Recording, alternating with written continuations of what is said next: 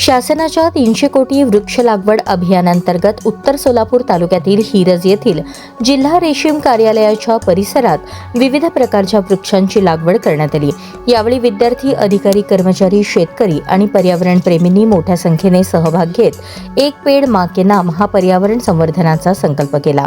कार्यक्रमाला सिंहगड विद्यापीठ सोलापूरचे प्राचार्य एस पवार, सामाजिक वनीकरण विभागाच्या वनाधिकारी शुभांगी जावळे, कृषी विज्ञान केंद्राचे प्राचार्य डॉक्टर तांबडे, कृषी उत्पन्न बाजार समितीचे सचिव अतुल राजपूत, डॉक्टर चंद्रकांत ऐवळे, उत्तर सोलापूरचे वैद्यकीय अधिकारी डॉक्टर प्रीतम मुंदडा, योगेश्वर विद्यालयाच्या मुख्याध्यापिका श्रीमती चौरे, शिक्षक, कर्मचारी व विद्यार्थ्यांची उपस्थिती होती।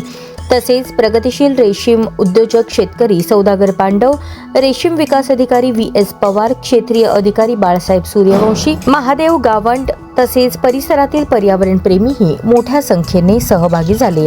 यावेळी प्राचार्य एस पवार आणि कृषी विज्ञान केंद्राचे प्राचार्य डॉक्टर तांबडे यांनी वृक्ष लागवडीचे महत्त्व, पर्यावरण संवर्धन आणि हरित भविष्यासाठी वृक्षांचे योगदान याविषयी मार्गदर्शन केले।